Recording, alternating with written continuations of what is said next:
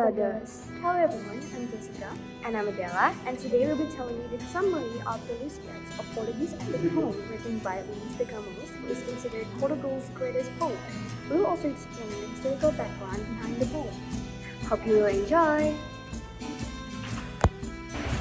Long time ago, when gods and goddesses reigned over seas and skies, and voyagers and explorers conquered new lands beyond the horizons, lived a man of great valor, Vasco da Gama. It was not just fellow men whose respect he earned. The Greek gods also favored him in his endeavors to reach India. Among them was Venus, the goddess of love.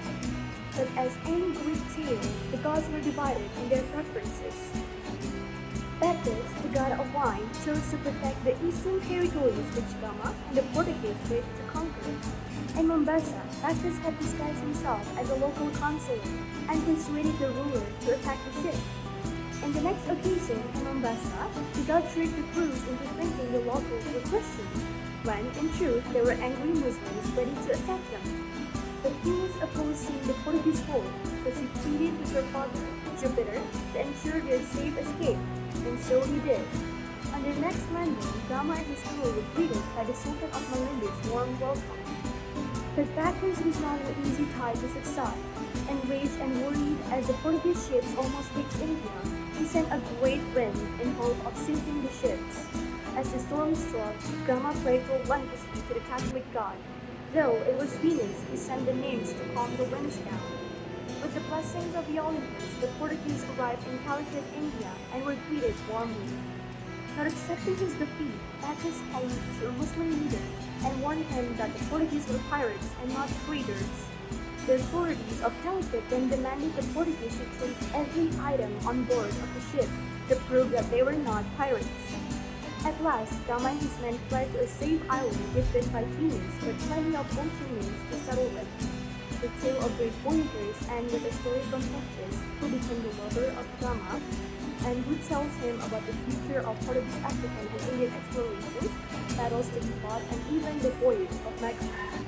And that is the story of the Lusias. The title of the poem itself was taken from the ancient Roman denomination of Portugal, Lusitania. At the time he wrote the poem, Luis de Camões was in Asia, in Ternate, Goa, and Macau. The book was published 2 years after his own return from the East Indies. The Lusias is widely recognized as the most important piece of literature in the Portuguese language, and for retelling in a creative way the story of one of the most important historical events in Portugal, the reaching of the Indian Ocean. This poem represents the Portuguese explorers as heroes, and gives a fantastical interpretation of Portuguese voyages to India and Southeast Asia. Vasco da Gama sailed from Portugal around the Cape of Good Hope in Africa, up to the east coast of Africa, and across the Indian Ocean to Calicut, India from 1497 until 1498. He began on July 8, 1497, when him and his crew departed from Restelo, the suburb of Lisbon, in 4 ships. They successfully circled the Cape of Good Hope and made their way north along the southeast coast of Africa, after brief interaction and minor clashes with flights. Throughout the journey, there were numerous diseases that began to take their toll, as well as the inevitable shock of opposing cultures. On April 7, 1498, they arrived in Mombasa, where they were told that many Christians lived in peace. They were very excited at the thought of coming ashore to hear the Holy Mass, as imported by 2 convicts the Portuguese sent to land.